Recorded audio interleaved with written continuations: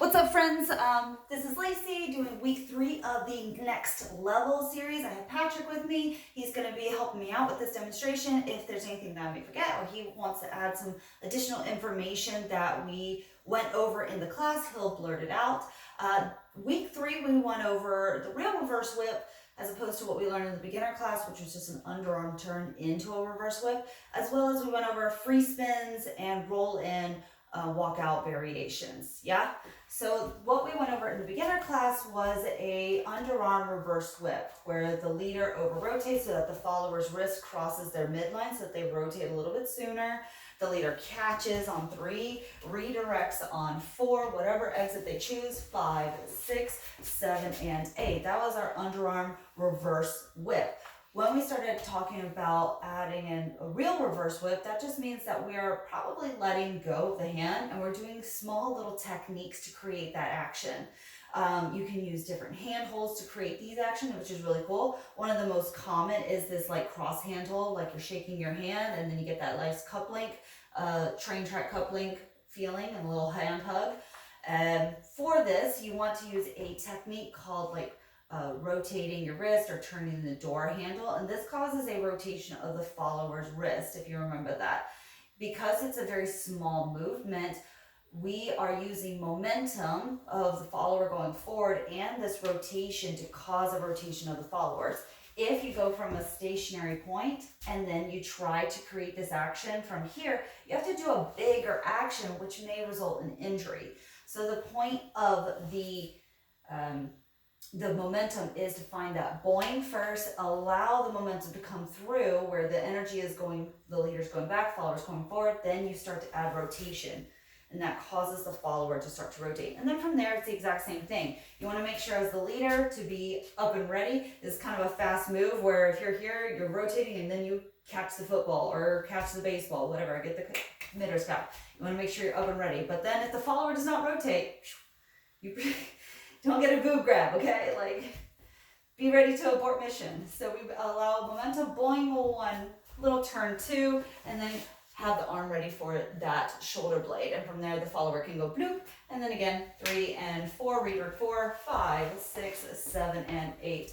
Some other alternatives are like from the regular hand hold, where you have the forward momentum, and then you add a little bit of a throw across, even with a little bit of rotation of the wrist, just so that you have that rotation. So the hand goes across the midline as well as there's rotation, right? And that's an option. And then the hand over here for the leader can be at the ready for that so that you can catch the shoulder blade.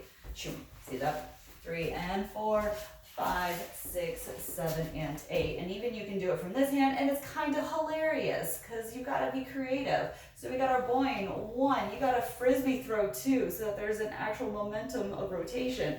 And then the hand's kind of ready there on 3 and 4. So play around with those ideas. Is there any other techniquey things that you want to chat about? No, come on. Cool. Then we talked about free spins. Free spins are typically, we can see most of them done on the left side.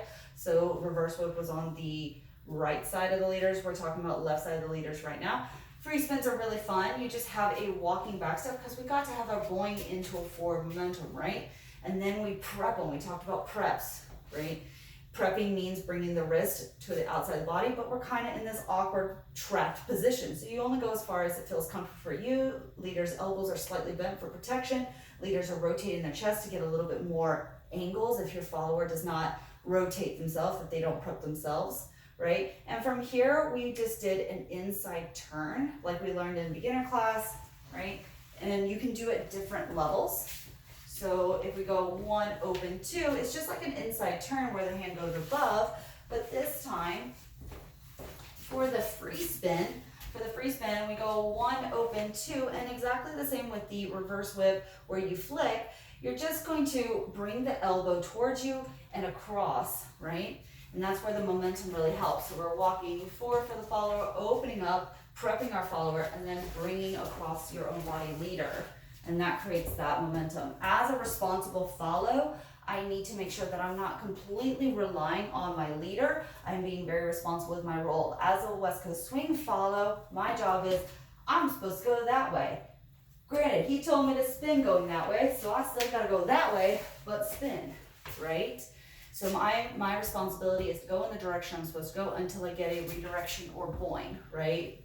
Same thing with like a sugar push. I go in the direction I'm supposed to go, redirection and boing. My job was to continue going that way until I was told not to. And then I went this way. Same thing with our spins.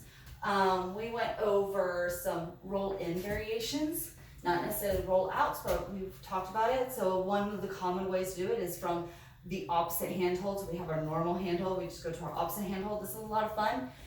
You can do all these different variations where it's just a normal spin, right, over the follower's head.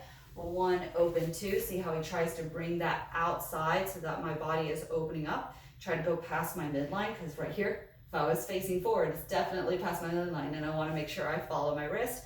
And he does that same like flicking action for a free spin, right? Or he can go over my head. One, open, two.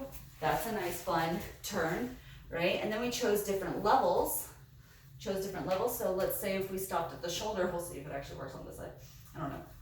One, open, two. If he stops at the shoulder, we have this wrapping in or a cuddle effect, and you have the opportunity to have this hand already in your ready position to just grab on for additional opportunities. But for this case, we're not going to hold on to it. We're just going to have our armpit space, and then we just finish walking it out. And how the momentum happens with that is that leaders, you want to go in the direction of where your follower is supposed to go, but not fully walk with them. It's called a check. It means use your big toe to say, please go this way, I'm not.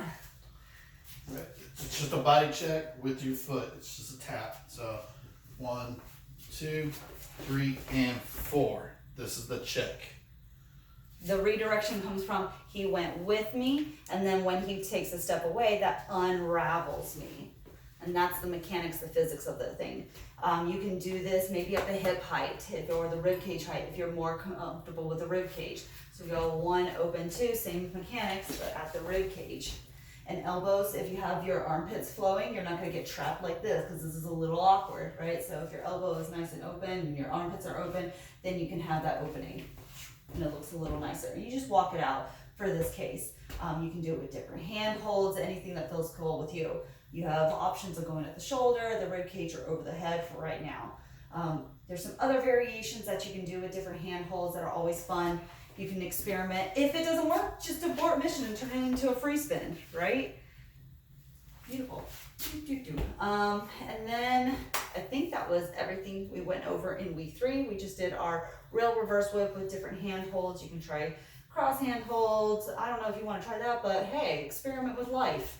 If you want to try free spins or cuddles or sweethearts. By the way, the differences between a cuddle and a sweetheart is if you end up open like this is like, oh, they're cute, they're sweethearts, aw. If you end up with somehow getting into a cross.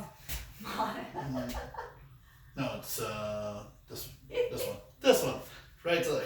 Doom da da da, doom da da. If you're trapped, that means you're cuddling, right? So if it's if it's like you can't escape very well, or your body is trapped in your own arms, that's called a cuddle. And one of the things that Natasha, one of our students, said that was a beautiful example is that if you go for the joints, if you land at the joints, such as the shoulder or at the elbow, that is an invitation, that is nice, that is not trapping. As soon as you go towards the meaty parts, that's called kidnapping, and I died laughing at that. So keep it at the joints or bony protrusions, right? So at the rib cage, the shoulder joint, or the elbow joint, that way the follower has space and room to breathe and it doesn't feel like you're kidnapping them. Anything else? Nope. Cool, awesome. Thank you so much.